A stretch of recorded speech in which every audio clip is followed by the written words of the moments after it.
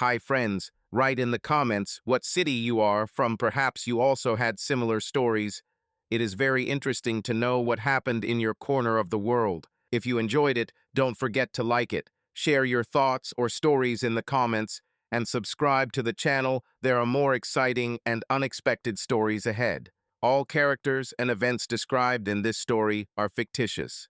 Any resemblance to real people or events is purely coincidental. Do not judge strictly. The gravel crunched dry and crumbly under the massive tires of the pickup as Jackson Hayes pulled off the main road onto the old, rutted driveway that led to the house he once called his own. The wave of nostalgia hit him suddenly, like a cold wind blowing off the mountains, sharp and unyielding. Montana greeted it in its usual manner, stern and silent. The air was icy, crisp and clear, so fresh it felt prickly, creeping under the collar of his jacket, scraping the skin of his neck and cheeks, reminding him, "You're back. You think you're home. But are you really home?" The Bitterroot Peaks rose silent and white above the horizon, majestic and unyielding, like guard dogs guarding the fading past. The sky hung low and gray over the valley, as if preparing for another snowfall. The pines along the road creaked softly, as if whispering to each other about the stranger who had returned after so many years. The truck moved slowly, almost formally. It seemed as if each wheel, each turn of the steering wheel, were carving a path not so much through the earth as through time. Jackson peered at the landscape, absorbing the familiar features, as if greedily rereading the pages of an old, long-forgotten book. He was tall, with broad shoulders, but the slouch and tension in his posture betrayed fatigue, not just physical fatigue, but also the fatigue that had been building up inside for years. His face, with sharp cheekbones and covered with short stubble, seemed seasoned, as if carved from stone.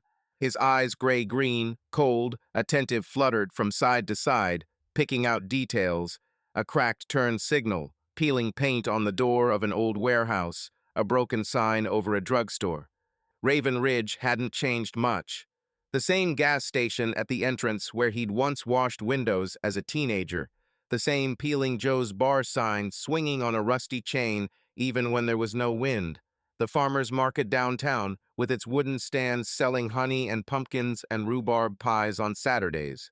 He even saw old Miller, the same one who always sat on the bench at the entrance to the store. The old man, wrapped in a flannel shirt with a knitted scarf thrown carelessly over it, seemed part of the landscape. His hands, dry and sinewy, rested on his knees, and his gaze was directed into the distance, into nowhere.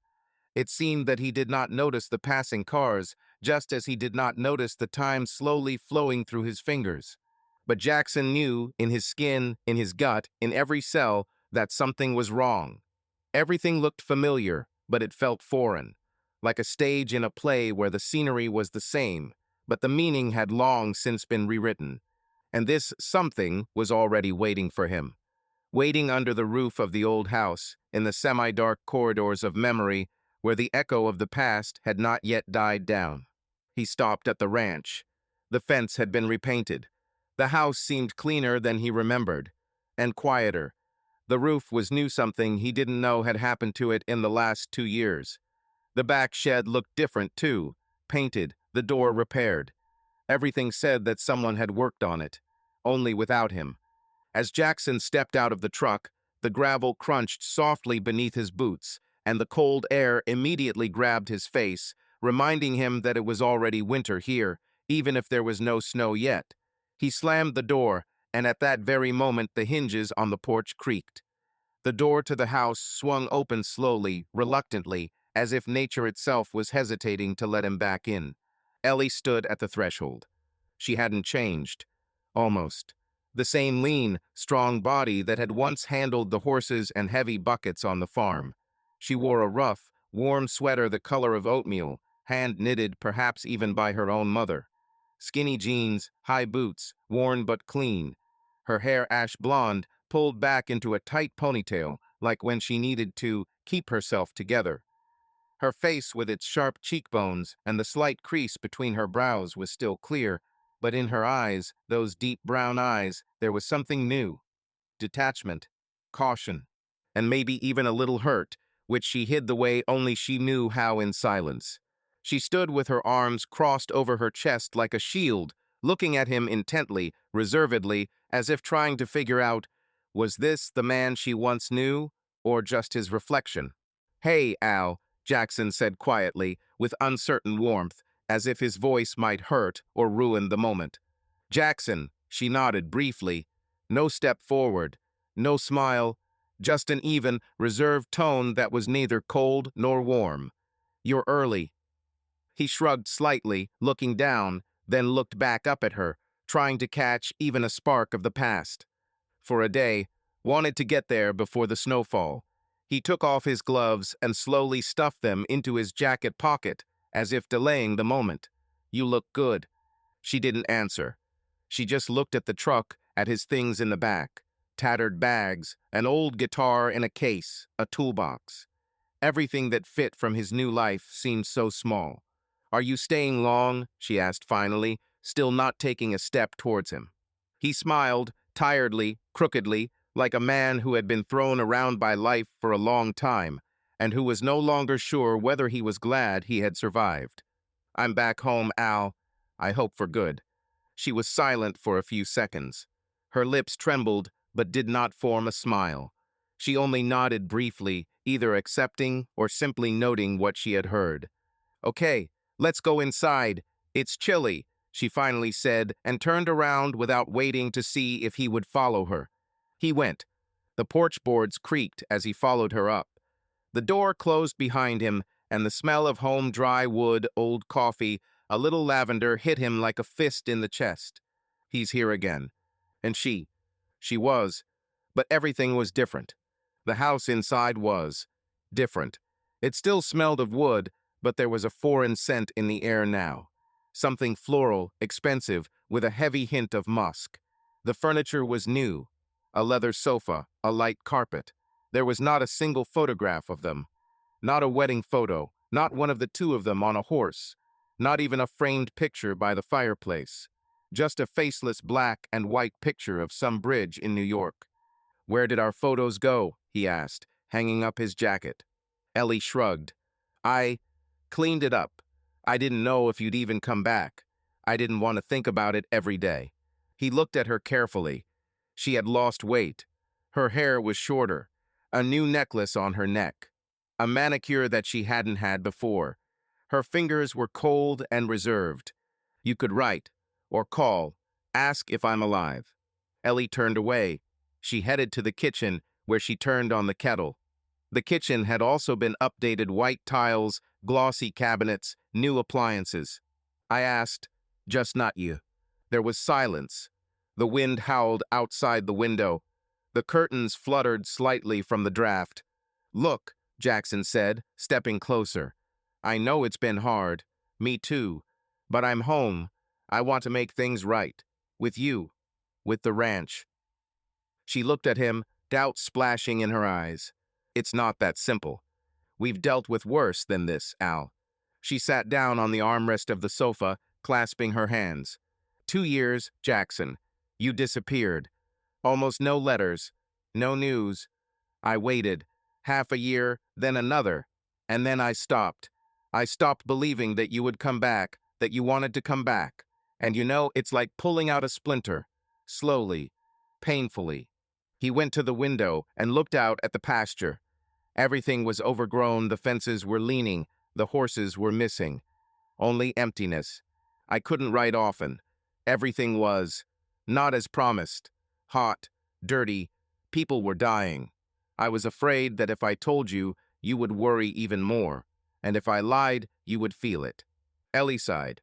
"Anyway, you left, and I stayed, and I kept everything here, alone, in the cold, in the storms. When the calf died, I buried it myself. When our power was cut off for 2 days, I slept by the fireplace. Do you know what that's like?" He nodded, slowly, guiltily. "I'm grateful, and I want it back, all of it." They were silent for a long time. Then he asked, "Was someone here?" She didn't answer right away. She stood up, went to the fireplace, and threw a piece of wood in there. There were. People helped. Tom Withers, Dolly from the farm. Sometimes Jim came to fix the wiring. And the perfume, he asked sharply. She turned slowly. It's none of your business until you figure out what yours was. He clenched his jaw. I'm back. I want to fix everything. Okay, Jackson, she said, looking up at him. Just don't expect things to be the same. This house has changed. So have I. He nodded. Then let's start with something simple. I'll lower the things. Where's my saddle?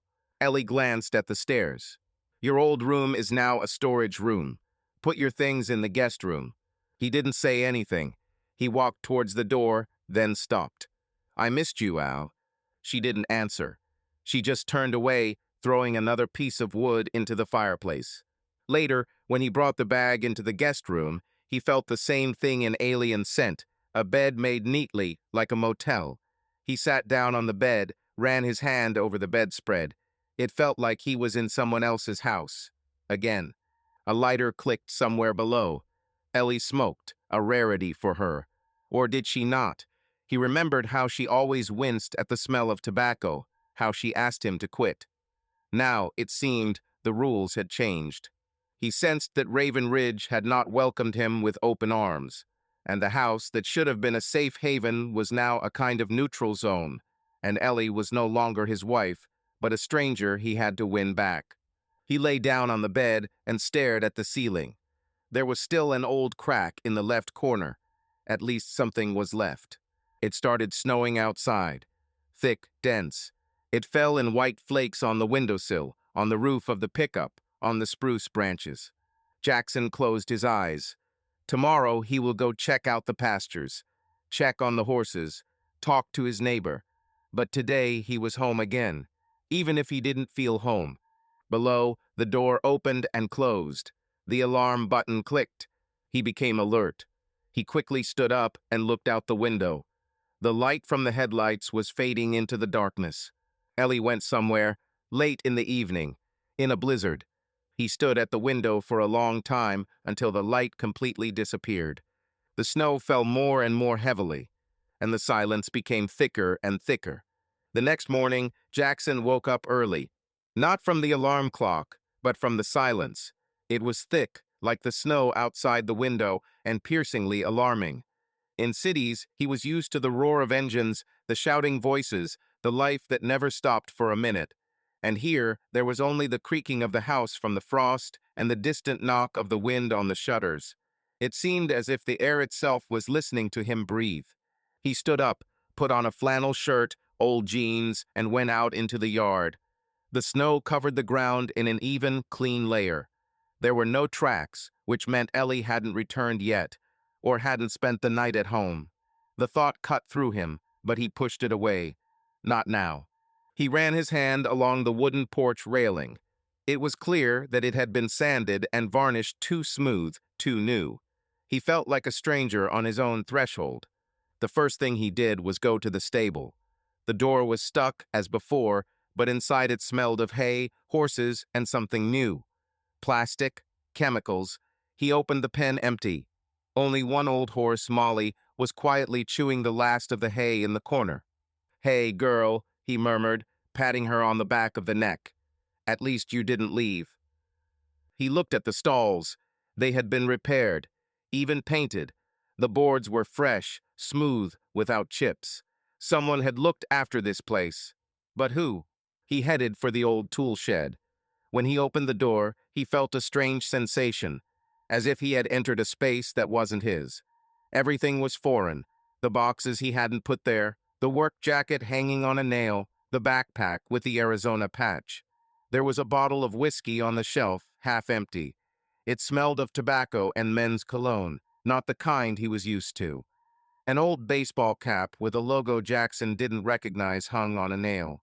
He carefully opened the backpack. Inside was a pack of bullets, a notebook with notes like "Pick up Ellie Saturday" and "Check with Hopkins about the fence." A page with a date October 3rd circled in red. Below that, "Call insurance, look at trucks in Hamilton." He slowly closed the backpack and straightened up. His heart was beating faster. His throat was dry. He went outside. Everything became even quieter. He walked quickly towards the house, clenching his fists.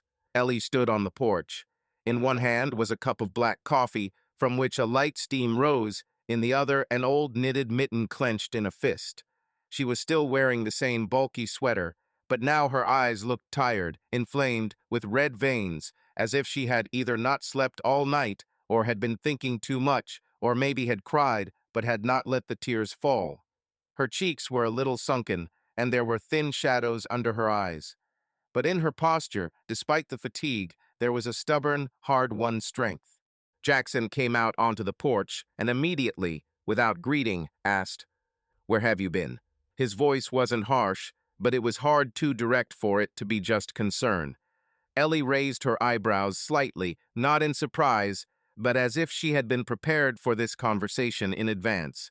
In the city, at Dolly's, helping with the inventory, her voice was calm, but there was already a sense of defense in it, a thin line of tired irritation. "Why do you ask?" "It's just—" He looked away slightly, then back at her. "I haven't seen you since last night." She nodded slightly, as if she had been through all this before, as if she knew what would happen next. "Jackson," she said slowly, "we don't have to answer to each other. We didn't automatically get back into marriage just because you showed up on the doorstep again." He was silent for a couple of seconds, as if collecting his thoughts, then said without looking away, "Who is Joshua?" Her fingers trembled, the cup tilted slightly, and he could almost hear the hot liquid splashing inside.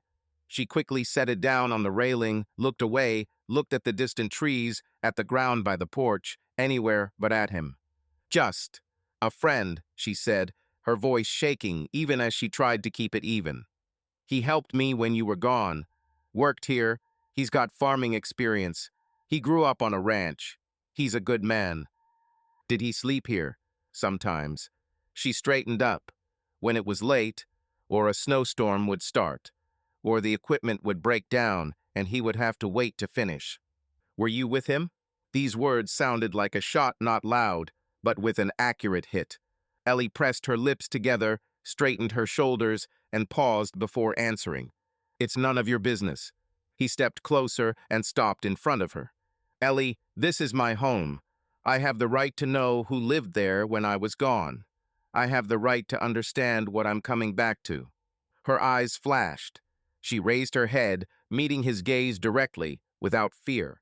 "You want the truth?" she asked coldly, but with desperation lacing the words. "Then listen. For the first months, I waited for you. Every damn day. I checked my email, called Tom, went to the old sheriff, went to Sally, hoping someone knew where you were. Then the weeks, then the months, almost 8 months, Jackson. Not a letter, not a call, not even a damn card. It was like you just disappeared." He was silent, his lips pressed together, his jaw tense. But she continued, she could no longer stop. "I thought you were dead, or just choosing another life. Choosing to forget everything this house, the farm. I broke down. I was angry. I tried to understand why. And then Joshua came along. He wasn't you. He wasn't pretending. He was just there, helping. Silent when I didn't want to talk. Listening when I wanted to scream. He became part of this place. Do you love him?" Ellie shrugged her shoulders. Pain, fatigue, and indecision flashed across her face. She paused, looked away, then back at him. "I don't know. Maybe, or maybe I just got attached. He was here. He didn't leave. He didn't disappear. And that became important. I don't fully understand what I feel. I'm still sorting myself out." Jackson said nothing.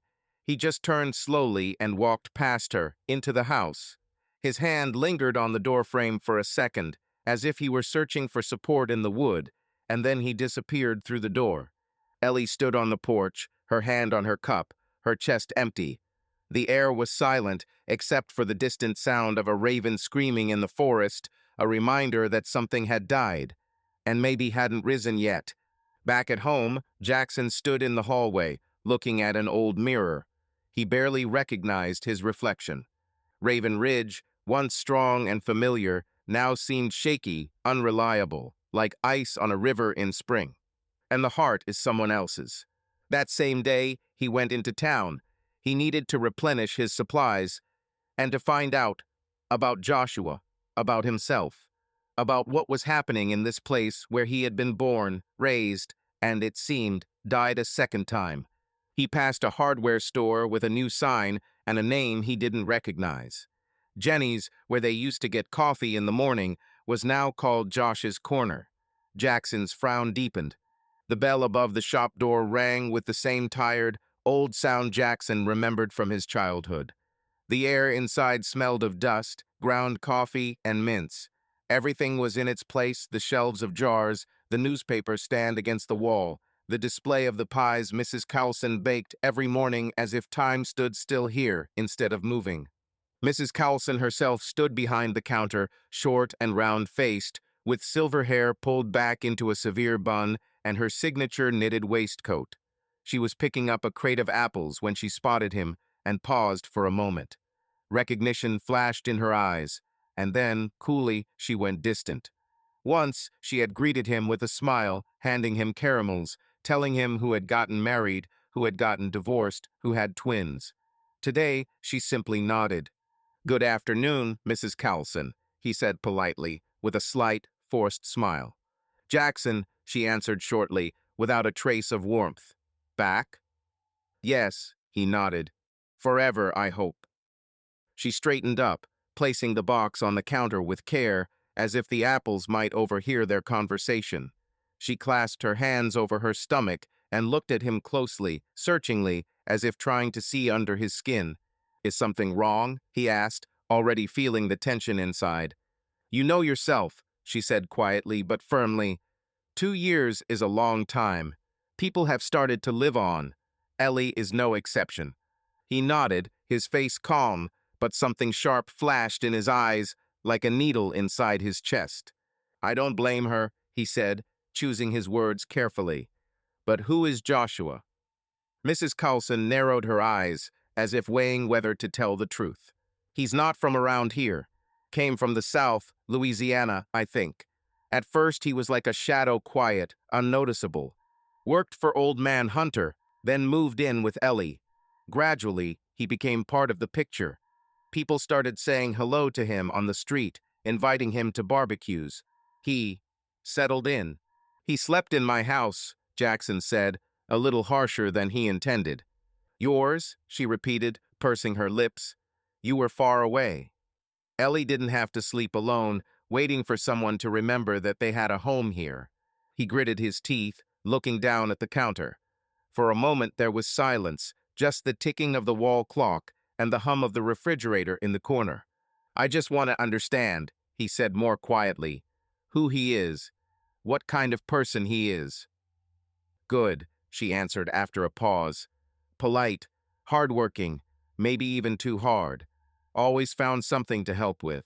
He fixed the barn, shoveled snow, milked the cow when Ellie was sick.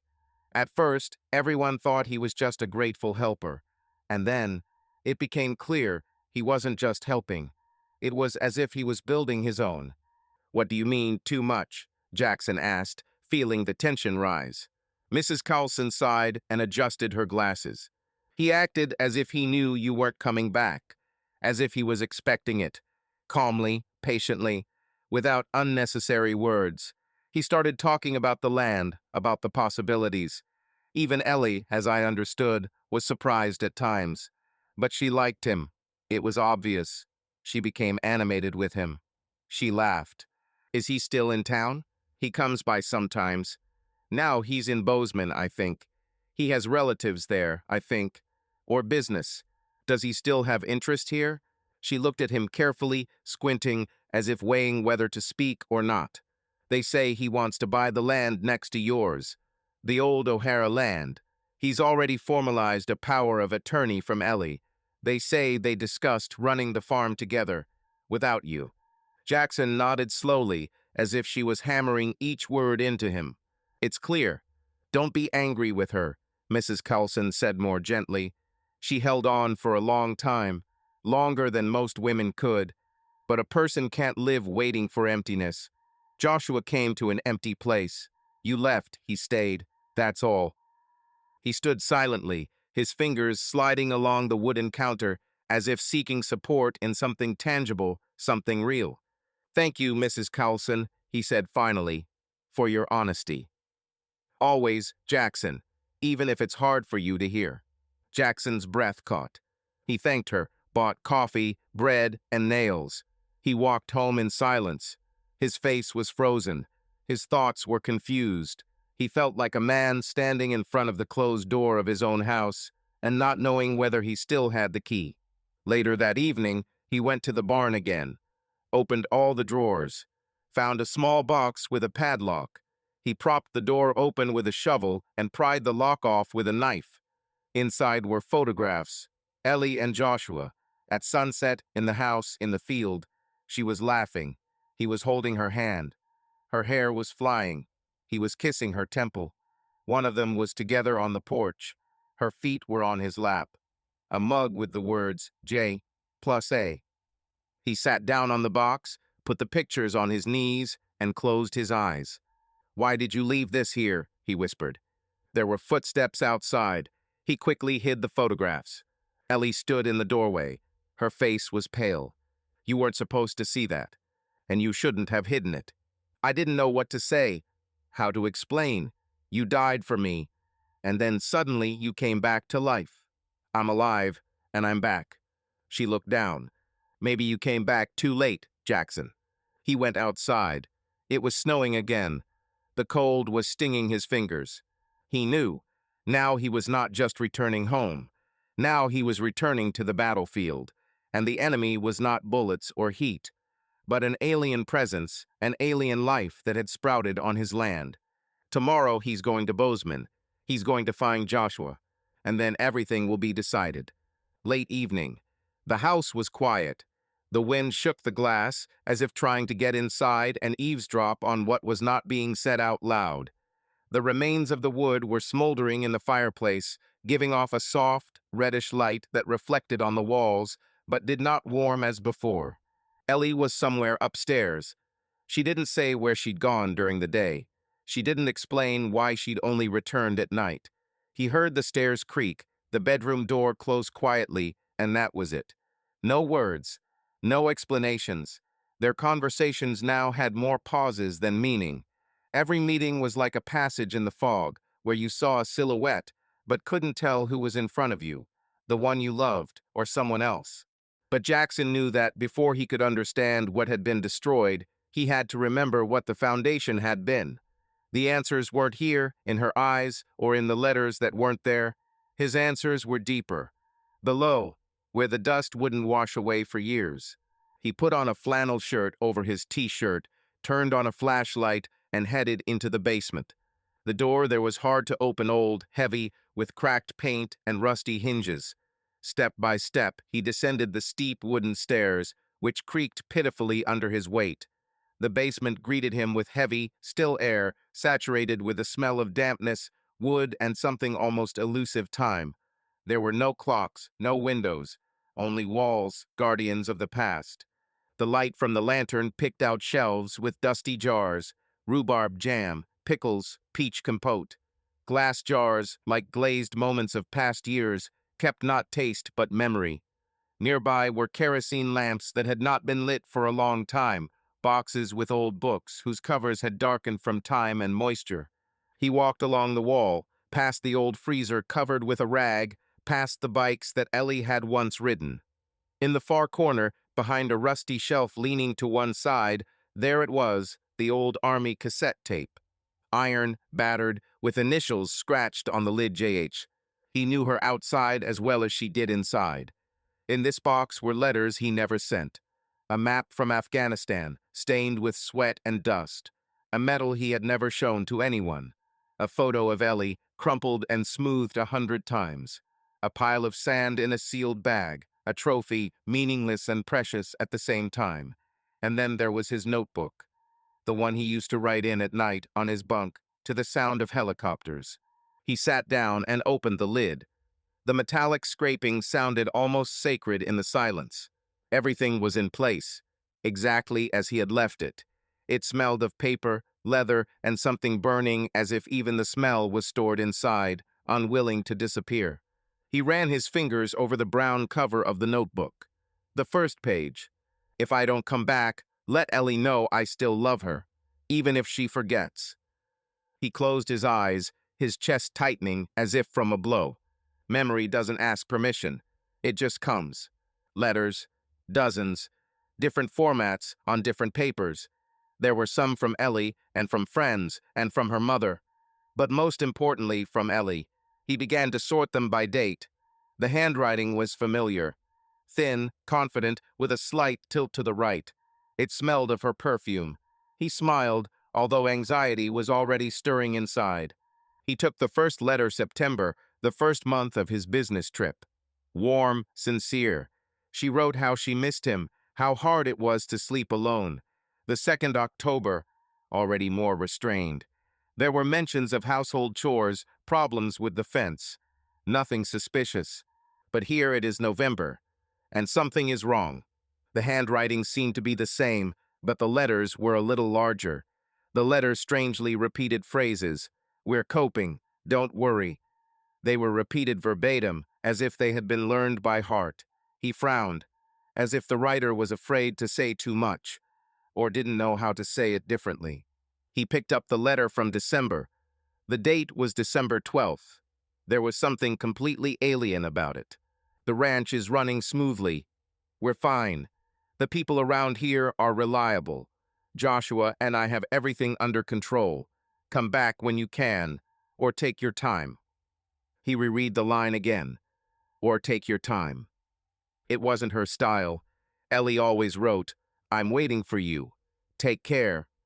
She never hinted that he wasn't needed, never mentioned others by name, especially not like that. Casually, and most importantly, she never tried to dissuade him from coming back. He picked up the letter from January. The turns of phrase were strange. One sentence sounded like it came from a report. Our administrative work continues as planned. Joshua is helping with the bookkeeping. Administrative work? He muttered out loud. Ellie never said that. He sat in the basement for almost an hour, leafing through the letters. Some were clearly written by her. Others were as if someone was trying to imitate her, but was missing the point. He paid attention to commas, phrases, and repetition of words. Once he found the word delegation in a letter. Ellie had never used that word in her life. He went upstairs into the office, a small room where they used to write to-do lists together, draw plans for the paddock. On the shelf was a box. He remembered that she kept old postcards there, notes. He opened it and froze. There, between the birthday card and the bookmark, was a business card. It was worn as if it had been used often. It read, Gary Stenger, property attorney, Helena, Montana. On the back there is a number and a date, March 14th. He ran his finger along the edge of the card. Ellie had never said she'd seen a lawyer. Not then, not now. And the date was the same month as the last letter. After that, silence for almost 9 months. Something inside him pinched. This card was like evidence of a parallel life he knew nothing about. Decisions he had not even thought to be informed about. He sat down at the table and laid out the letters in front of him. On the left were the ones he recognized as Ellie's. On the right were other people's, forgeries, or dictated, or written for her. He held one up to the light. The paper was slightly different, thicker. Even the smell was different. No hint of perfume. On regular printer paper. Strange. Perhaps they were printed. He took a magnifying glass from a drawer. He held it to the text. The printed marks were fresh and smooth, but here and there were spots, as if they had been erased. In one letter, he noticed a faded name in the corner, to Josh, as if someone had tried to erase it. Jackson sighed, deeply, silently. A feeling was building in his chest, like the earth shifting before a landslide. If Ellie hadn't written these letters, then who had? He picked up a pen and began to copy out phrases from the fake letters. Each line was distant, reserved, formal. No emotion, no pain, no love. Just summaries. He marked each phrase as uncharacteristic. Then he circled entire paragraphs. He knew Ellie. He knew how she spoke, how she wrote. This is not her. The floorboards creaked behind him. Someone was moving around upstairs. Maybe Ellie. Maybe he wasn't sleeping. He stayed in the shadows. He didn't want to talk. Not now. Not until he figured it out himself. He put the letters back in the box. Only the fakes he left in a separate envelope. On it, he wrote, "Not hers." He picked up the lawyer's card again. He wrote the name down in his notebook. Gary Stenger. Who is he? Why did Ellie approach him? What kind of property issues? Was this a sale, a transfer, or a will? He stood up, closed the drawer. He looked out the window. The snow was falling softly, soundlessly, like oblivion. He felt the whole house, the whole earth. Everything was cracking at the seams, as if under the weight of an unsolved truth. He sat back down. He pulled out an old army notebook. There, among the notes on patrols and coordinates, he began a new list. Visit a lawyer, Gary Stenger. Find out if there was a contract. Check the ranch property registry. Find copies of all sent emails. Compare handwriting with a specialist if necessary. Don't tell Ellie. For now. He stopped at the fifth point. He looked at it for a long time. Then he circled it twice. The snow began to fall again. Outside, the night was thick as ink, and inside, a new chapter of his return was becoming clearer. He was needed not only as a husband, but as a witness, as a guardian, and perhaps as the last one who remembers the truth. Nighttime in Montana is rarely completely quiet. Even when the wind dies down, a coyote howls in the distance or a door creaks when it's not fully locked. But tonight, Raven Ridge seemed frozen, as if the very air was waiting for something that was yet to happen. Jackson sat in the kitchen, the light off. He held a mug of cold coffee in his hands. On the table was a notebook with notes, letters, and a lawyer's business card. He sat there for over an hour. Ellie had already gone to bed, or at least pretended to be asleep. Every conversation they had had was now a minefield. Words, steps, even glances had to be chosen carefully. The clock on the wall ticked quietly, measuring out the seconds of tense silence. And then he heard it. An engine. Far away, but coming closer. The dull roar of a diesel. Heavy. Old. A V8, perhaps. The sound was familiar, but not certain. He stood up, went to the window, pulled back the curtain. There was movement on the driveway, where the snow glinted in the faint moonlight. A car came around the bend, slowly, almost stealthily. Two dim beams of headlights cut through the darkness, low beams, as if the high beams had been left on purpose, so as not to attract attention. The car moved slowly, cautiously, like a predator sniffing before it pounced. A black pickup. Tall, dirty, the bed splashed with clay, as if it had been driving for a long time on dirt roads. The license plates were either smudged or deliberately covered. It was impossible to make out even a single symbol. He stopped right at the gate. No signal, no attempt to get out. The headlights continued to shine, illuminating a lonely spruce and a half-ruined fence nearby. The engine rumbled dully, like an animal ready to pounce. Jackson stood by the window, barely breathing. He knew this wasn't just a late-night visit. This was something different. Too quiet, too controlled, too personal. 2 minutes passed. Then another. The truck didn't move. The headlights suddenly went out, as if someone had flicked a switch. Then a short, almost sharp click. The engine died. Total silence. But the door did not open. He pressed himself closer to the glass, squinting, trying to make out shapes in the cockpit. There were shadows. Perhaps one person, or maybe two. They barely moved, as if they were sitting there, watching. Suddenly, like a flash, a figure jumped out of the car. Fast, low, in dark clothes. Hood. The steps were almost inaudible, only a light crunch of snow. The man ran to the mailbox, bent over it, as if throwing something inside, and immediately turned around. Jackson had already grabbed his jacket. His body was faster than his mind. He darted out the back door, making a semicircle around the house like a hunter on his property. The snow crunched under his feet, and each step seemed louder than he would have liked. He ducked, crept along the wall, caught his shoulder on a protruding nail, but did not stop. The man didn't linger by the box. He threw something inside, quickly, as if afraid of being seen, and ran back to the car.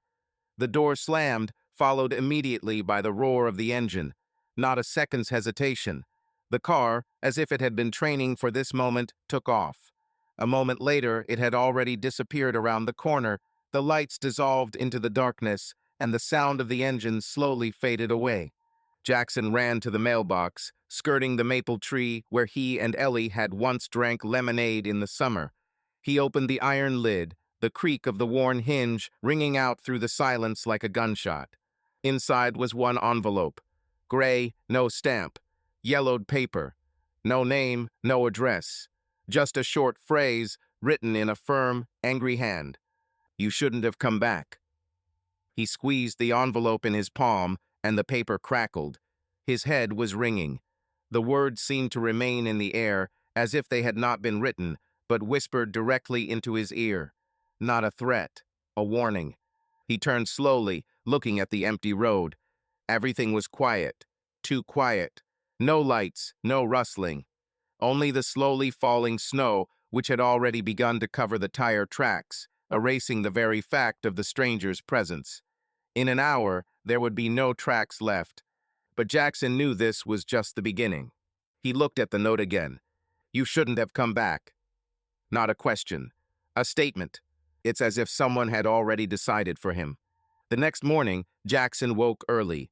He had slept poorly, waking at the slightest noise, as if his body were still on army time and his mind distrusted the quiet of Raven Ridge. The envelope with the note lay on the table like a stone dropped into water, with ripples of consequence just beginning to spread. He stepped out onto the porch with a cup of coffee, inhaled the frosty air, and looked at the road where the mysterious pickup had disappeared during the night. There were no tracks left. The snow had fallen overnight in a fresh, even layer, as if nothing had happened. But Jackson felt it had. He dressed, got into the truck, and started the engine. His hands were tense on the wheel. At first, by inertia, he headed toward the center, his usual route. Like the old days, when he stopped for bread or to chat with Mrs. Cowlson. The store was still the same, cozy, with curtains on the windows, a bicycle parked by the door. Her face flashed in the window. Their eyes met. She recognized him, but he did not stop. Abruptly, almost impulsively, he turned the wheel to the left and headed toward the sheriff's building. It, too, has hardly changed. The same old brick, faded by the sun, a wooden bench by the wall under a darkened sign, Raven Ridge Sheriff's Office, the U.S. flag fluttering in the wind. Only in the window now hung a fresh sign with a new name. Sheriff Tom Harper. Jackson remembered him as a teenager, unsure of himself, with a mop of blonde hair, kicking a ball around the backyard and dreaming of a uniform. Apparently, that dream came true. He opened the heavy door, it creaked familiarly, and walked in. The place smelled of coffee, paper, and cleaning fluid. It was spacious, but homey. There was a bulletin board on the walls, a couple of old photographs, and a state flag. Everything looked painfully familiar, only younger and cleaner. Behind the counter was a young man in uniform, clean-shaven, with a neatly cut collar, an earpiece in his ear. He looked up, quickly assessing Jackson, tall, unshaven, in a worn jacket, with those eyes that had seen a lot. "Morning, sir," he said, politely but with a hint of wariness. "How may I help you?" "I want to talk to the sheriff," Jackson said. His voice was firm, not aggressive, but with the kind of tone that makes people listen. "Jackson Hayes. I used to be here, in town." The guy frowned slightly, then quickly glanced at the monitor, obviously checking the name. He clicked the mouse, typed something. For a moment there was silence, only the monotonous hum of the heating in the corner and the slight creak of the chair under it. "Wait a minute," he said, standing up. "I'll let you know. The sheriff's here right now." He disappeared through a door leading into the depths of the station. Jackson was left alone in the reception area. A clock ticked on the wall.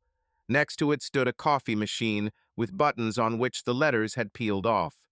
Above it hung an old sign that read, "In this city, The truth will be found out anyway. He chuckled. Irony. He went to the window and looked out again. The morning life of Raven Ridge was going on as usual. The school bus at the turn, the woman with her dog, the sparrows scurrying around the dumpster. Everything seemed calm. But somewhere below, beneath the snow, beneath the facade of everyday life, something else was bubbling. And he sensed that Sheriff Harper might know more about this than the street was letting on. A couple of minutes later, the office door opened. A man appeared on the threshold, tall, broad-shouldered, about 40-something years old. His short haircut emphasized the sharp features of his face: cheekbones, a strong chin, a straight nose. The light stubble on his cheeks gave him the appearance of a man who had not been up to shaving in the morning, but not because he was lazy, but because life required different attention. His eyes were light, cold, looking straight ahead without any detours. There was no hostility in this look, but it did not promise friendship either. He didn't extend his hand. He just nodded briefly. Hayes, so you're back. Jackson nodded, not smiling. It seemed so. Come in, Harper said and turned around without looking back. The sheriff's office was neat to the point of suspicion. Not a single extra paper, everything in folders, labeled boxes on shelves, the monitor turned off, a coffee mug on a coaster with no fingerprints. On the wall hung a frame with several photos, a fishing trip where Harper was holding a huge salmon, a diploma from the police academy, a couple of letters of thanks, and a clipping from the local newspaper.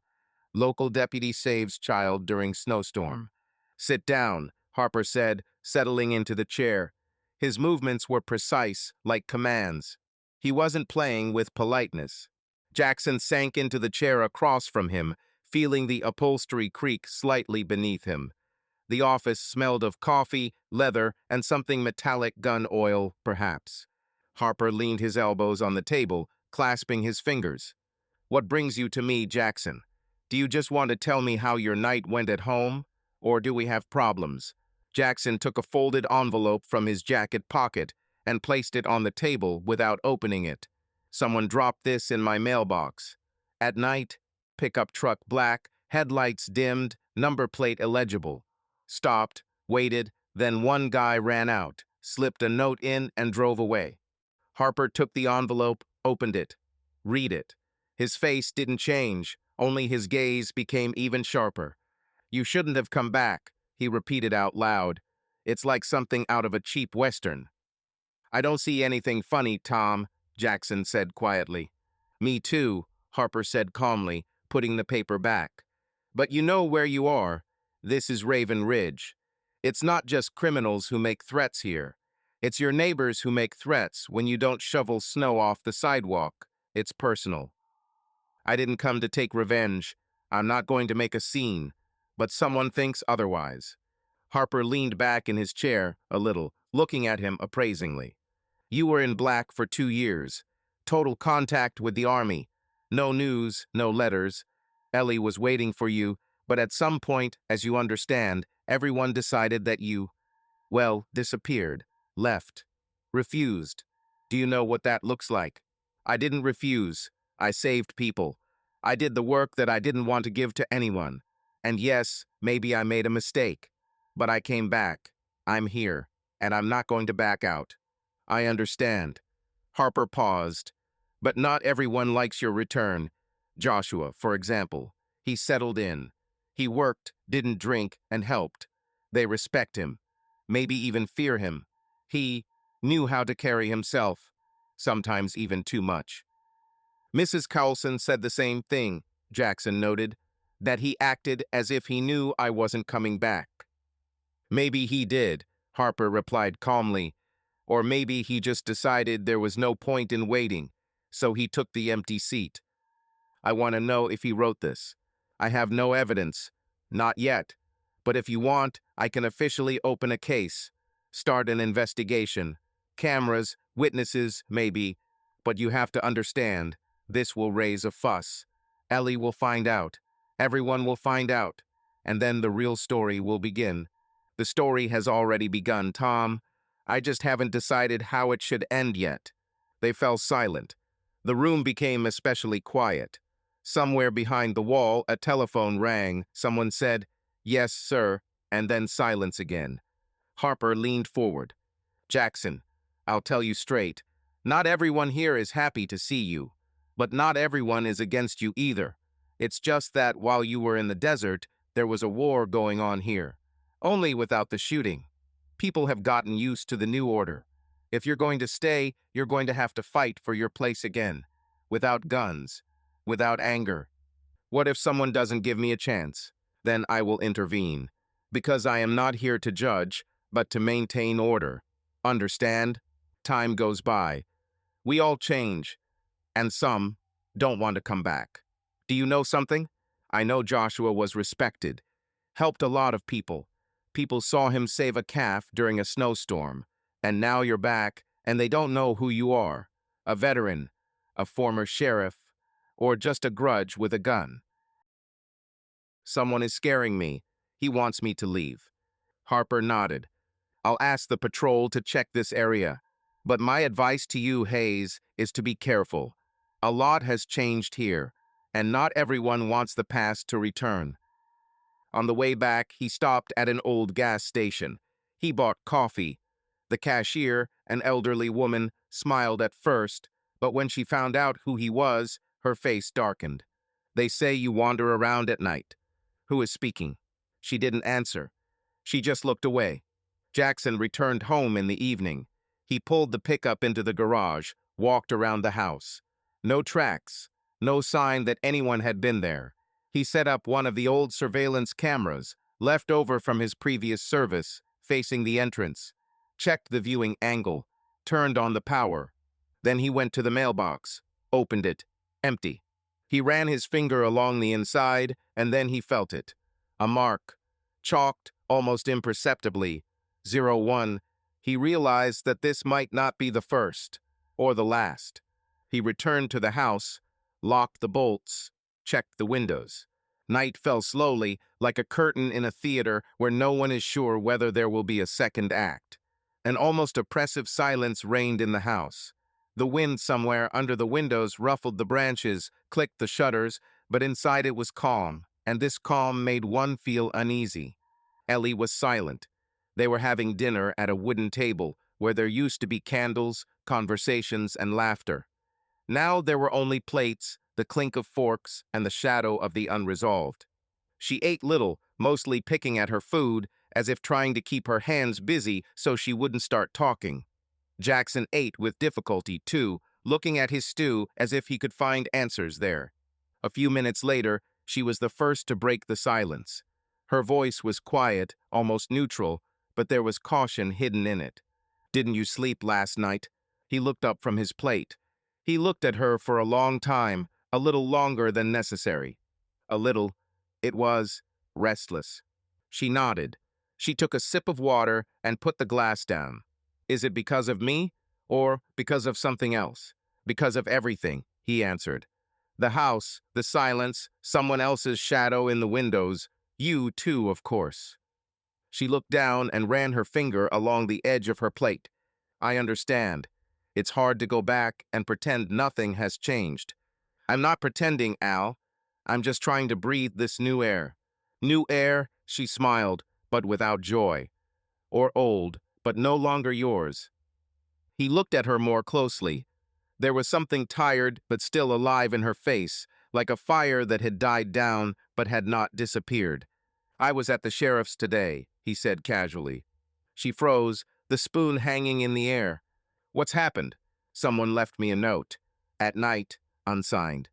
You shouldn't have come back." He stood up, came closer, and stopped behind her. "I don't want to break what you built. I want to be close, if it's still possible." She turned around.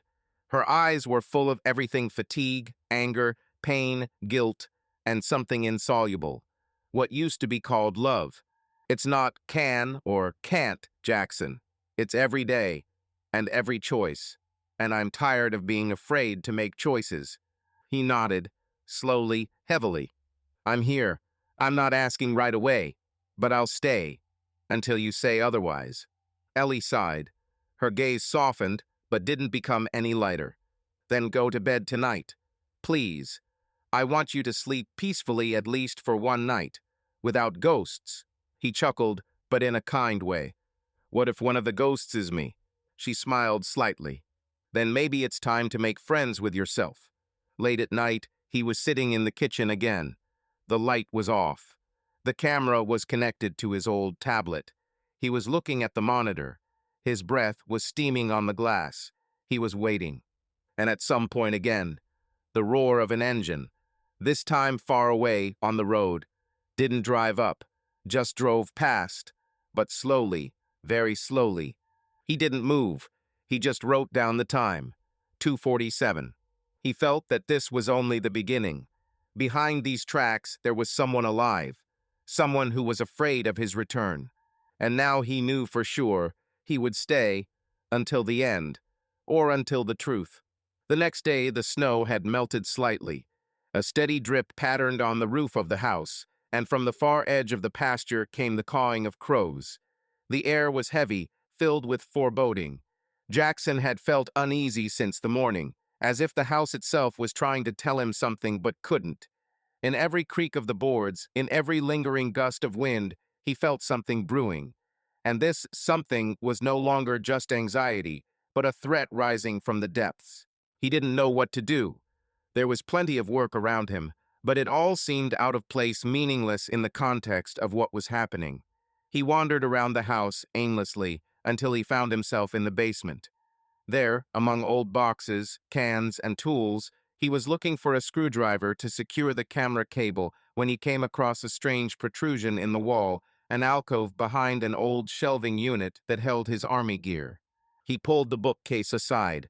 Behind it was a small wooden panel, held in place with screws. It looked like nothing special, but the board seemed newer than the rest of the paneling. Jackson felt around for the notch and pulled.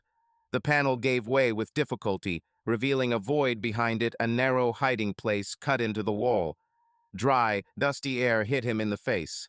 There was something there, wrapped in an old rag. Inside was a small bundle. The fabric was old and dusty. He unfolded it and saw an object that made his heart beat faster. An old, dark gray push-button mobile phone. It looked unremarkable. They had been using these for about 10 years. He tried to turn it on nothing. Then he removed the lid. The battery was inside, discharged, but not swollen. On his desk was still the charger from an old radio transmitter with a suitable connector. 10 minutes later, when the charging indicator blinked, the phone came to life. The screen lit up dimly, a simple screensaver. Menu. Jackson opened the messages section. There were several threads. He scrolled through them until he came across one that stopped his fingers. Contact, JW. The correspondence was condensed, almost telegraphic. He writes, he thinks that everything is as before. Hold on for another month. Then we'll make it official. He must not know about the visit to Stenger. The plan remains the same. His presence is a threat. Are you sure he doesn't know? He looks at me differently, but he's silent for now. If he climbs into the barn, take action. He scrolled through the messages slowly, each word hitting him in the head like a rifle butt. Make it official. His presence is a threat. Act. This wasn't just talk of a breakup or divorce. This was something else entirely. Planning, coordination, preparation for something that would happen in private. Next message. Be prepared for snow. This is our chance. Date, December 12th. That's when the first snowstorms of the year began, and that's when he stopped receiving letters. That's when he realized the forgeries became more frequent. He scrolled further. The last message was from February. If he comes back, everything will go to hell. It's either him or us. Signed, JW. He turned off the phone and slowly sank onto the bench in the basement. His hands were shaking. His heart was pounding as if in battle. He felt everything he had been afraid to hear take shape. Him or us was not an emotional exaggeration. It was a clear choice, a clear threat. He had become a liability, and therefore a target. J.W. Joshua Withers. It couldn't be otherwise. He remembered him standing in the sheriff's office and saying, "You may not come home." At the time, it seemed like words in an angry squabble. Now, it sounded like a sentence. He sat there for a long time. Then he turned on the phone again. He went to the files folder. There were two photos there. The first was a cropped picture of a house plan with a camera and locked doors marked on it. The second was a photo of himself coming out of the barn. The angle was clearly from the forest belt. The photo was clear, recent. His silhouette, looking over his shoulder. Someone was there, nearby. He was in the sights. He exhaled slowly. He wasn't just being threatened. He was being watched, systematically, for a long time, methodically. Back to the menu. Contacts. Another number, E. He opened the correspondence. The dates matched the days when Ellie had been particularly distant. He scrolled through. There were no threats, but there were strange words. He didn't ask, yet. I don't want it to end like this. If only he hadn't come back. Last line. I'm afraid he knows. Jackson felt something inside him snap. His life, this house, Ellie, the past he longed to return to had all been turned upside down. Lies, conspiracy, betrayal. And it was all happening here, under his roof. Upstairs, he sat down at the table and laid everything out in front of him. His phone, the printed letters, the lawyer's business card, the list from his notebook. Now he knew. The doubts were over. He was the object of the plan. His return had not simply disturbed the peace. It had jeopardized what others already considered theirs. He heard footsteps upstairs. Ellie, her door creaked, but he didn't call. Not now. He turned off the light. He sat by the window with a mug of coffee. Outside, it was snowing again. Softly, silently, like a curtain before the last act. And somewhere in the wind, he seemed to hear the echo of those words, either him or us. Now Jackson knew for sure. He couldn't wait any longer, because the next step would no longer be a correspondence, but a shot. The next morning, Jackson acted as if nothing had changed, as if there had been no note in the mail, no difficult conversation with Ellie, no unspoken confessions in the kitchen. He got up early, as he always did when he couldn't lie in bed for long without feeling like something was waiting outside the door. He threw on a flannel shirt, walked barefoot into the kitchen, and poured himself some coffee. The old coffee pot bubbled and puffed, just like in the old days. He got out the bread, made toast, and threw some wood on the fire. Then, pulling on his jacket, he went out onto the porch and began shoveling fresh snow, slowly, rhythmically, trying not to think. But there was something stubborn in each swing of the shovel, as if he were not simply clearing a path, but reclaiming a home from the night. When he returned inside, the snow was still melting on his hair and shoulders. Ellie came down the stairs, quieter than usual, wearing a long sweater and wool socks. No makeup, no expression, just a slight detachment, like frost on glass. She walked to the coffee pot without looking at him, and only briefly glanced over her shoulder. He smiled a little warmer than yesterday, a little more cautiously, but sincerely, and nodded. "Good morning." "Morning," she answered briefly, looking away. She placed the mug under the spout of the coffee pot and poured herself some coffee. Her hands shook slightly. He came closer and pushed a plate with 2 hot pieces of toast towards her. 2 fried, but edible. She looked at the toasts, then at him. Her lips trembled as if she wanted to smile, but did not dare. "You always said you didn't like breakfast." "In the army, before you leave, you learn to eat everything," he replied, "especially if you're not sure there will be lunch." Ellie took a sip of coffee and sat down at the table. They sat in silence for a few seconds. "You're trying," she said quietly, without looking up. He nodded. "Because there is something to do. And for whom?" She was silent for a moment and put the cup down.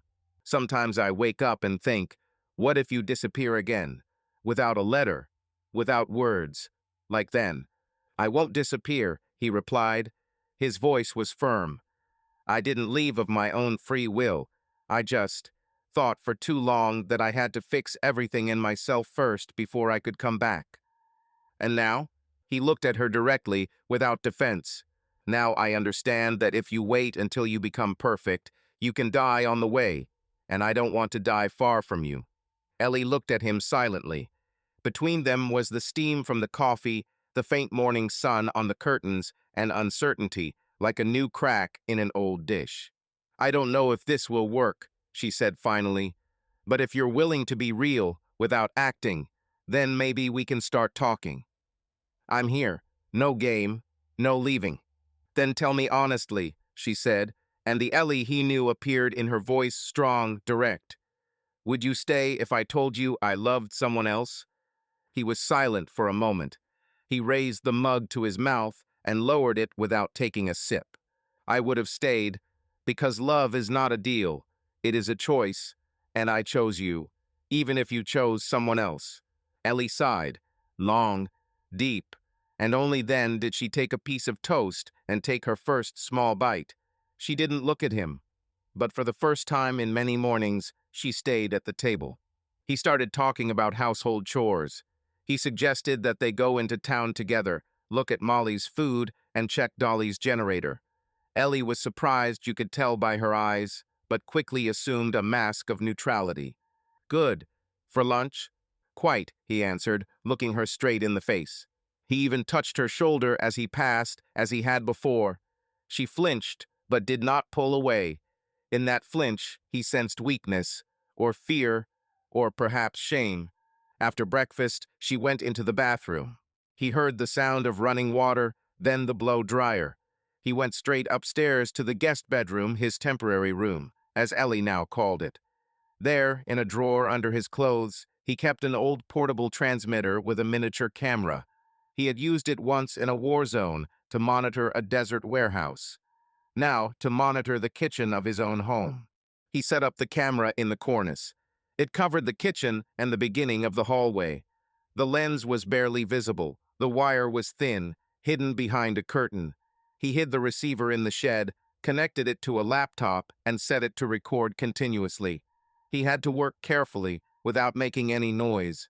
He could hear Ellie singing to herself in the shower, as if nothing was happening. That was the most frightening thing. He checked the image clear, sound weak, but discernible. Perfect. When they went into town, Ellie drove. He sat next to her as if nothing had happened. He told her about an old cowboy who fell asleep in the saddle in 2005 and rode off to the next county. She chuckled a couple of times. He didn't know if she was really laughing.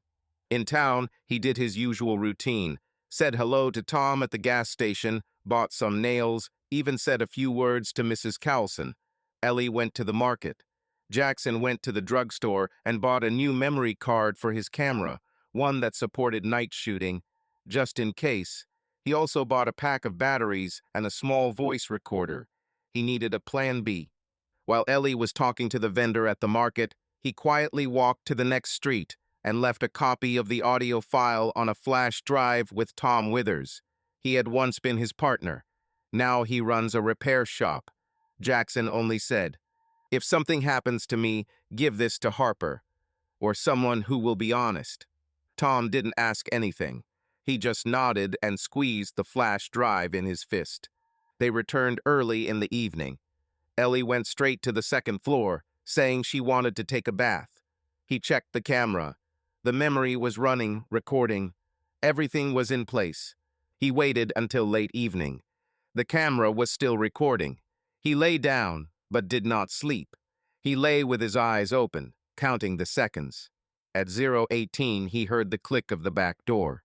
He stood up, picked up a flashlight, and walked out through the barn, going around the house in an arc to avoid being in the camera's frame. He went up to the workshop. The recording was going on.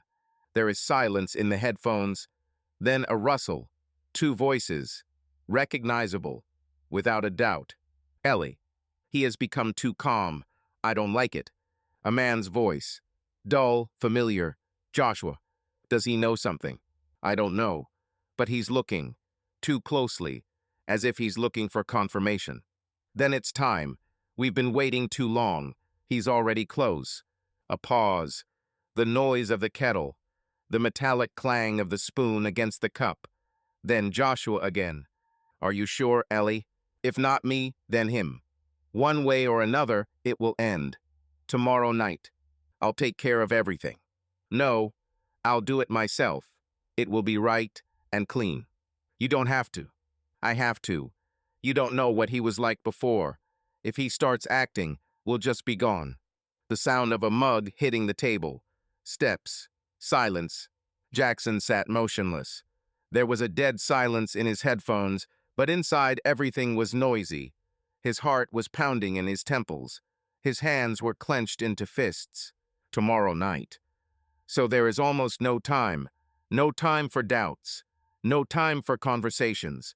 No time for hope. He stopped the recording, saved the file to the card and to a backup drive. Then he took the card out, hid it in a metal box in the shed, wrapped it in foil, and put it in his toolbox. In case he had to run away or if someone started searching. He realized he couldn't trust anyone now, not even a shadow. He returned to the house at 1 o'clock. The light in Ellie's bedroom was already off. She didn't even ask where he was. If she didn't ask, she knew. He knew. The mask on his face had to stay until the end, until the very last step, until they believed they had won. And then he will show you what the truth is when it hits you in the forehead. The next day, everything started with silence. The house seemed quiet. There was no clinking of dishes, no creaking of floorboards, as if the walls themselves were waiting for something. Jackson had woken up early. He checked the camera, then double-checked the copies of the recordings and the flash drive. Everything was in place. His backpack with documents and a flashlight lay under the bed. The gun loaded in a holster under his shirt. It was ready. But there was something you couldn't prepare for deception from a man whose face you knew better than your own. By dinner time, Ellie was acting as if she was preparing not just a meal, but a whole celebration. The usual traces of tired everyday life had disappeared from the house, dust on the shelves, a sweater forgotten on a chair, empty mugs in the sink. Everything was clean to a shine, as if she were preparing to receive guests or worse, to close an old chapter. On the kitchen table, she had spread a white linen tablecloth with embroidery, which she probably hadn't taken out since her mother died. On top of it, she had placed candles in forged candlesticks, not electric ones, real ones, with wax and wicks that had long been dusty. On the stove, something homey was bubbling, smelling of garlic and rosemary. Even the napkins were folded at an angle, like in a cafe. The music was playing old country tunes, softly, just rustling. The same selection they'd listened to when they first started dating: George Strait, Patty Loveless, Travis Tritt. Something intangible tightened inside Jackson: nostalgia, wariness, a strange premonition. Ellie stood at the stove, wearing a dark blue dress he hadn't seen in months. Her hair was loose. Her face was composed, focused, but with a shadow of that old light that had once made him speechless. "Today is the anniversary," she said almost cheerfully, as if there had not been 2 years between them, and only the morning had passed, not the years. "The day you proposed to me." He, already sitting at the table with a mug of water, nodded and smiled slightly. "I remember. Then you were shaking like an aspen leaf, and I lost the ring in a snowdrift." She laughed sincerely, briefly, like before. "And then we laughed like idiots. You were looking for the ring in the mittens, and I had already managed to figure out how we would live in a house without electricity and with goats. You said, 'If the ring is not found, then it was not meant to be.' And you said, 'If I found you, fate has already decided,' remember?" He looked at her a little longer than he should have, his eyes holding so much both memory and fear of losing him again. "A lot has changed, Al," he said softly. She nodded, but this time she didn't look away. Her eyes were full of layers, like rings on a tree. Year after year, winter after winter. That's why it's worth remembering how everything was. At least for one evening, before everything got confused. He looked at the table. Everything was too neat, too symmetrical. The forks and knives were laid out as if by a ruler. The plates were shining white. The candles were already burning with an even flame. On the edge of the table stood a new bottle of whiskey, expensive, heavy, a brand he did not drink. "Did you prepare this in advance?" he asked. "No," she shook her head. "I just..." Felt this morning that I had to. Remember, not blame, not finding out. Just evening, you and me, and dinner, no wars. He ran his hand across the table and straightened his napkin. What if everything between us is no longer us, but only was? She froze, then came closer and sat down opposite. Then let's at least live this evening honestly, not as an attempt to return, but as a memory worthy of who we were. He looked up and met her gaze. She wasn't playing. There was no falsehood, only a desire not to cling to the past, but to give him a decent table and candles. He nodded. Okay, one evening, one toast. To us, Tech. She poured whiskey, little by little, into the old heavy glasses that had been kept, for when guests came. She brought one to him, the other to herself. For the fact that we met once, and for the fact that, despite everything, you came back. They clinked glasses. The glass clinked, and there was more truth in that sound than in any sorry. For dinner, she served beef stew, vegetables, and a bottle. Jackson did not immediately touch the glass. He drank slowly. He watched her pour, how she smiled, how she sometimes forgot herself in her gestures. But now he saw everything differently. He noticed how her hand trembled slightly, how she did not look into his eyes for too long. He didn't feel sleepy right away. It was all carefully calculated. The taste of the whiskey was almost imperceptible, only a slight bitterness that could be attributed to the strength. He leaned on the table, his gaze clouded. I'll go get some fresh air, he muttered, getting up. He took a step, then another. The room spun. His legs gave way. The last thing he saw was Ellie's face. No anger, no horror, just tiredness. I'm sorry, Jackson, she whispered. It was necessary. When he woke up, the world was already different. The black sky was above his head. Cold air was in his face. Frozen ground was under his back. Snow was falling slowly, as if covering him like a shroud. He tried to move. His body wouldn't obey. His hands were tied. His legs, too. He lay on his side, his mouth dry, his breathing ragged. His whole body ached, as if after an exhausting march. A dull pain throbbed in his temples. Somewhere nearby, a branch cracked. The rustle of footsteps. Voices. Are you sure he's dead? Male voice. Joshua. Not yet, Ellie said. But he will. He won't last long. We're 3 miles from the road. No one will find him. We could. His voice wavered. Do everything differently. No, she said harshly. He left us no choice. He dug too deep. He wouldn't stop. And then the police, the interrogations, Raven Ridge would be hell again. He didn't deserve this. Maybe he didn't deserve it. But things went too far. A pause. The only sounds were the wind and Jackson's breathing, which he was trying to muffle. His chest was constricted by the cold, but he was fighting not to choke on the horror. Are you sure the ropes are secure? Joshua asked. I'm sure. I stopped it myself, and I gave him more than enough pills. Then let's go, before it starts snowing. Wait. Ellie fell silent. Maybe leave something. Personal. To say goodbye. You've already said goodbye. Let's go. The footsteps receded. The crunch of the snow became quieter, and finally silence. Only the rustle of the forest, and breathing. His breathing. He was left, alone, bound, stunned, thrown away like trash. He didn't know how much time had passed. Maybe an hour, maybe 3. But with each passing minute, his mind was clearing. He felt his hands, first numb, then tingling.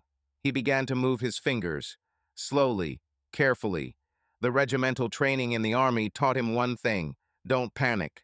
Even if you're in hell, find a foothold. He found a nail, a small one sticking out of the bark of the tree he was leaned against. He pressed himself against it with the ropes, rubbing, slowly, stubbornly, until it hurts, until it bled. Every millimeter was an effort. He clenched his teeth. Snow flew down his collar. His fingers burned, then went numb again. But he continued. Then a click. The rope loosened. He freed his hands. He unhooked his feet. He stood up. He staggered. He leaned against a tree. He was breathing heavily. His shoulder ached. But he stood. He felt his pockets. Nothing. Everything was taken. But in his left boot, an old army trick, he had a small blade hidden. Flat, almost like a toy. He kept it there in case of emergency, and that emergency had arrived. The moon was shining through the branches. Snow was starting to fall. He looked around. There were no direct tracks Ellie and Joshua had driven away, but the direction was clear. He could see the cut of the track, he could see the broken branches, he could smell the fresh smell of gasoline. He knew where to go. He went, limping but determined. The main thing was to get to the road. There, in the barn, were the recordings. Tom had the flash drive. He had the truth. And now he had a goal. The only one. Come back and make them look him in the eye. Until the very end. He walked all night. First following the tire tracks, then at random. The forest was as dense as a frozen animal. Branches tore at his sleeves, snow soaked his shoes, but he kept moving. Not because he wanted to, but because he couldn't do otherwise. There was no longer any fear or anger in him, only the survival instinct. He heard only his own breathing and the crunch of snow under his feet, like the pulse of time, counting down his last strength. By morning, he could barely feel his legs. He fell several times. Once, face first into a windfall. A twig cut his forehead, and the blood froze into a thin crust. He didn't notice.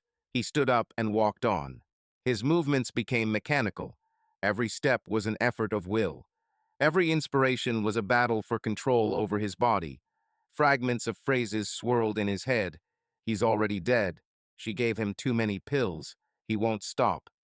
His life, like a shattered painting, was now being put back together, but with a clear goal. He knew he couldn't go long without food, but food was a luxury. He sucked on snow to keep his throat from drying out. He found a frozen juniper and chewed the berries, bitter but edible. As the sun began to set, he came across rotten birch bark and ate it, feeling his stomach struggle to accept something. He broke off a thin branch and used it as a walking stick. With every step, he heard a crunch, sometimes of snow, sometimes of his own body. By the evening of the second day, he came across the tracks of a hare. The old hunter's instinct boiled over, but he had no knife, no strength, only bare hands and an exhausted body. He tried to sneak up on it, but the animal slipped away.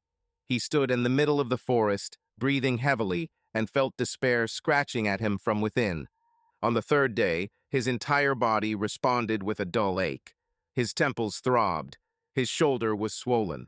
His left leg dragged along the ground, probably a torn tendon. He could barely see where he was going. His eyes were watering from the wind. He muttered something under his breath, incoherent phrases, names, fragments of army orders. But suddenly between the trees he noticed a roof. Old, wooden, slanted, hut. Hope flared up in him like the last match flame. He crawled to it. The door was wide open. Inside, it was empty. A half-rotted table, rusty hooks, abandoned blankets, cobwebs. But there was the main thing, the walls and the roof. Shelter. He climbed inside, found some dry logs, and laboriously lit a fire in the old fireplace. The fire crackled like the breath of life. Jackson thawed slowly, as if returning from an icy hell. His fingers were barely obeying. He held his hands over the fire, feeling the pain return in them, first prickly, then throbbing. He wasn't sleeping. His eyes were open. Even as his body shut down, his mind kept going. He remembered faces: Ellie, Joshua, Tom. He remembered every moment that now seemed foreign. He found an old can in the corner beans, a bulging can, but under the lid there was something edible. He ate like an animal.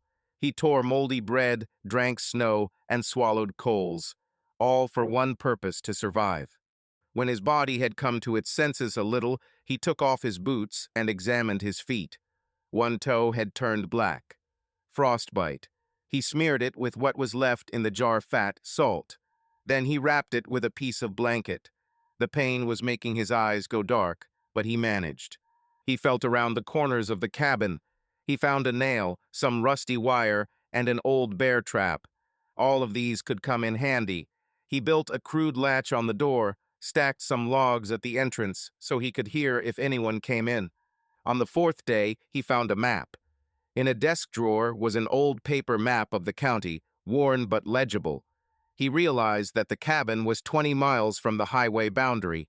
That meant that if he went due south over the ridge, he would come to a clearing used by forest rangers. And if he was lucky, there would be a radio, a car, people. He spent the night by the fire, warming his hands, making plans in his head. What to tell Tom, what to do with the flash drive, how to lure Joshua out, how to get Ellie to talk, how to make sure everyone heard the truth. No hysteria, no screaming, just the facts. The next morning, he closed the door of the hut and walked, slowly, without words, without promises, just him, weak but alive. And in his chest burned the same fire that had once led him through bullets in foreign countries. Only now, this was his war, and at stake was not just his life, but who he was, who he had become, and who he would still have time to become if he got to the truth. Day 5. Jackson moved south, using an old map and the faintest memory of the local trails as his guide. The cold was chilling his bones, but he forced himself to move, each step a protest against the words that still echoed in his head. "He is already dead," someone repeated over and over again, as if trying to convince not him, but himself. The map was tattered, but he could see landmarks, a slanted sign for an old sawmill, the bed of a frozen creek. The highway was about 10 miles away, according to the map, but his body was already working at its limit. His toes were numb, his shoulder ached, and his chest was still pounding. Survive. Reach. Tell. By midday, he noticed smoke, a thin stream above the trees. It could be anything, or salvation, he muttered out loud. He quickened his pace as much as he could. An hour later, he came to a small clearing. There was a car there, an old Jeep, covered in mud, with a Forest Service emblem on the door. Next to it was a wooden tower, more like an observation post. The door was slightly open, and a light was on inside. Jackson knocked, holding the nail in his hand, which he still clutched like a weapon. A second later, the door opened. An elderly man in a uniform jacket, with a thick beard and a wary look, stood on the threshold.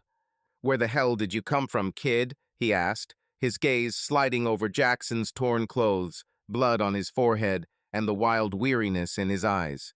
"They abandoned me in the forest," he answered hoarsely. "I need a radio and a phone." The man nodded briefly. "Come in. Don't move, you're in your own place. My name is Hank." He led Jackson inside, gave him water and a piece of bread. Jackson ate silently, his hands shaking.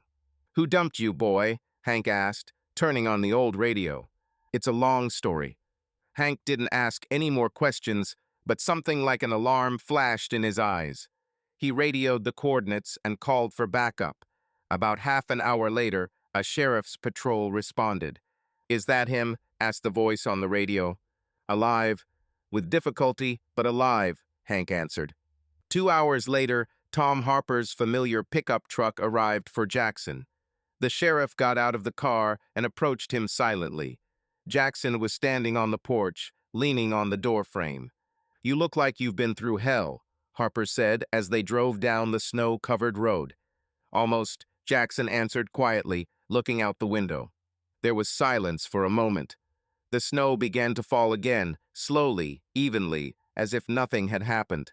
"Do you want to tell me now?" the sheriff asked without looking at him. "No, but I will have to." Harper nodded. They rode the rest of the way in silence. Only at the very end, before the section, Jackson suddenly said, "Thank you for coming." "I knew you wouldn't give up," Harper replied. "Now it's your turn to help me understand what we're dealing with." Jackson just nodded. Snow fell on the hood. Darkness thickened outside the windows, and inside him, a feeling grew that the most important things were yet to come. The station was warm, but not comforting. Jackson sat in Harper's office, wrapped in a blanket, holding a mug of coffee. On the desk was the flash drive he'd taken from Tom Withers on the way in. He had the camera from the house with him, having managed to grab it from the shed when he stopped by to get his clothes.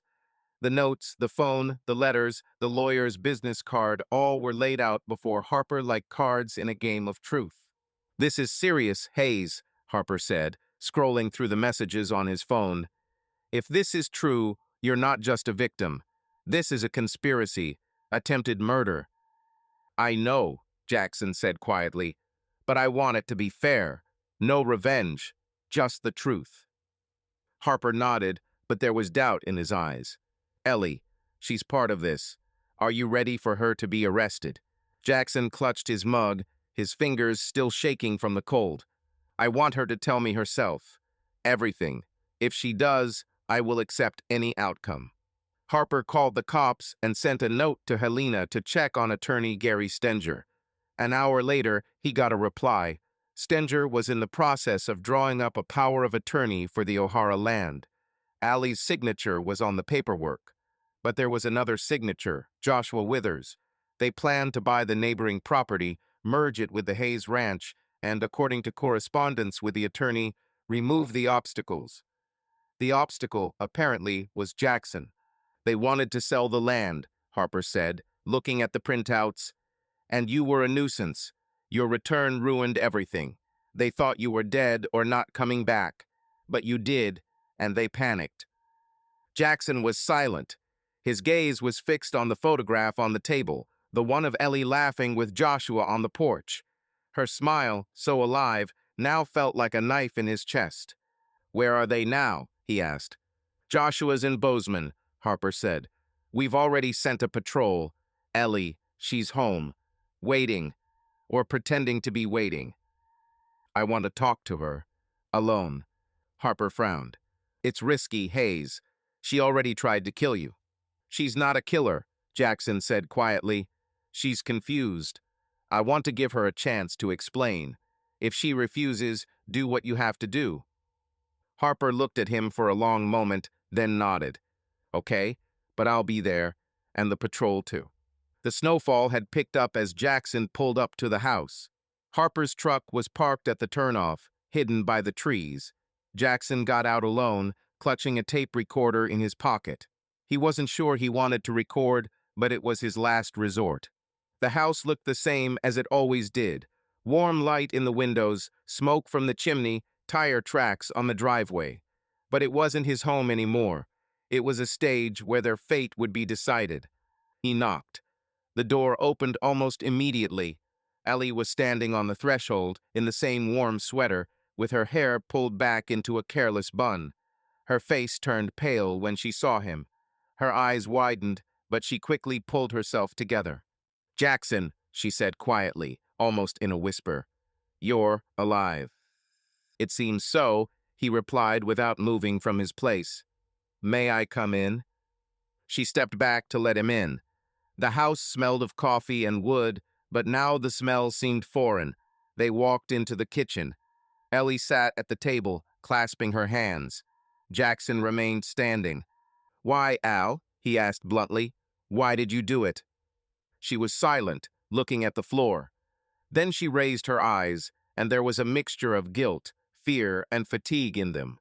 "I didn't want it to end this way," she said finally. "I waited for you, for a long time, but you left, and you never came back. I thought you were dead, or maybe you just didn't want me. And then Joshua came along. He was alive, real. He helped, he was there, and I let myself go on." "That doesn't explain why you tried to kill me," he said, trying to keep his voice even. Ellie flinched as if struck. "I didn't mean to kill," she whispered. I was scared. You came back, and everything started falling apart. Joshua said if you found out about the land, about the trust, about what we were planning, you'd ruin everything. He said we'd lose the ranch. And I believed him. You drugged me, Al. You tied me up. You left me to die in the woods." She covered her face with her hands. Her shoulders shook. "I didn't know how to stop it," she said, her voice breaking. "Joshua, he planned it all. He said this was the only way. that you'd dig until you found everything, and then we'd get arrested. Or worse, I didn't want this, Jackson. I wanted to live. He looked at her, his heart torn between anger and pain. He saw before him the woman he loved, but now she was different, broken, confused, but still Ellie. You could have told me the truth, he said. I would have understood. I would have left if you had asked. But you chose the lie, and him. She raised her head. Tears were streaming down her cheeks, but she made no attempt to wipe them away. I didn't love him, she said. I got attached. He was here when you weren't. But that's not love. That's fear. Fear of being alone. Jackson took a step towards her, but stopped. I found the phone, the correspondence, the note in the drawer. I know everything, and I know you were afraid. But now you have to choose. Either you tell the sheriff everything, and we can try to start over, like people who are at least honest with each other, or I leave. Forever. She was silent for a long time. Then she nodded slowly. I'll tell you, she said. Everything. But Jackson, I don't know if I can live with this. With you, after everything. He nodded. It's not up to me to decide anymore. Joshua Withers was arrested in Bozeman in a cheap motel room outside the city limits. He didn't resist. He wasn't even surprised when there was a knock on the door. He just opened it, looked at Sheriff Harper, and said, You've been taking a long time. He barely spoke during the interrogation. He only confirmed that he knew what he was doing, that Jackson was a problem, that eliminating the threat was not his idea, but he helped make it happen, without malice, without remorse, cold-bloodedly, like a man who had long ago divided the world into winners and losers. And you thought you could get away with it? Harper asked. I thought you wouldn't believe someone who spent 5 days in the forest talking to his past, Joshua answered calmly. But apparently I overestimated you. The text messages with Ellie, the footage from the drugstore parking lot, Ellie's own testimony, and the papers found in Joshua's lawyer's possession all made a neat, terrifyingly logical picture. Ellie wasn't a villain, she was a scared woman, drawn into a conspiracy through love and addiction. He was telling her that if they didn't sell the land, everything would be lost. That Jackson didn't understand the world he lived in, that it was a cruel world demanding sacrifice, and that she had to choose. She chose wrong. Ellie was shaking during the interrogation. There were tears in her eyes, not from self-pity, but from the realization of the scale of her failure. She confessed, she really did put the drug in Jackson's tea. She thought he would just fall asleep, and then Joshua would have to fix everything. He said it wouldn't hurt, that it was temporary. I didn't want to kill him. I just wanted it all to go away. Her lawyer had argued for a lighter sentence. The pressure, the emotional breakdown, the years of isolation. She was a victim, not just a participant. Jackson did not seek the maximum sentence. I don't want revenge, he told Harper. I want the truth to be heard. To be heard. The ranch remained his. The house was cold, abandoned, but it was there. So was he. Jackson had started small, wired the electricity, fixed the roof, replaced the windows in the barn. Molly, the old horse, greeted him with a hoarse whinny as if nothing had happened. He mended fences, from morning till night, cleaned out the stalls, ordered new chickens, 2 goats, a young bull. He did everything slowly, with the persistence of a man who is no longer in a hurry because he knows that haste kills meaning. Sometimes neighbors would come by, bringing spare parts and asking how things were going. He would nod and thank them, but he would say little. He had to rebuild not only the house, but himself as well. Every evening he sat by the fireplace, with a mug of coffee in his hands. The house was quiet, only the crackling of the wood and, occasionally, the howling of the wind. Letters from Ellie came on Mondays. Short, sometimes just a couple of lines. I don't know how to look you in the eye, but I want you to know that I'm alive only because you didn't hate me. He answered, simply, honestly, without reproach. I haven't forgotten, but I don't hold a grudge. I don't know if we can start over, but if you're looking for a way, I won't close the door. Raven Ridge remains the same.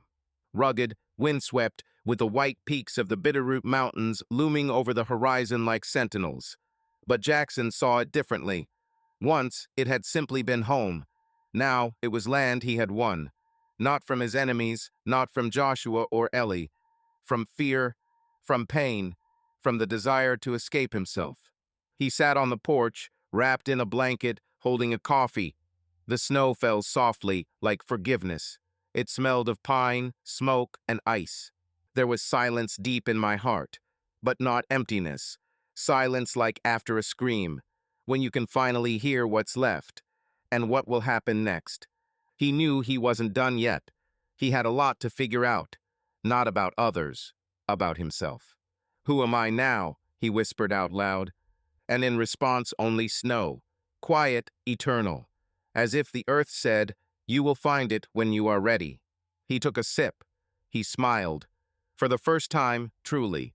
For the first time, not out of politeness or anger, but because there was still a weak but stubborn spark in his chest. Hope.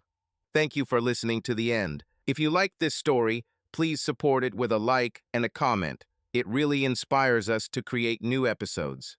Be sure to subscribe to the channel so you don't miss the next story. It will definitely surprise you. See you soon, and may your life be filled with more good stories. Subscribe to our channel so that your love doesn't cheat on you, and go ahead and listen to the next story, because this story is nothing compared to the next one. If you're under 18, don't even think, click to the next one.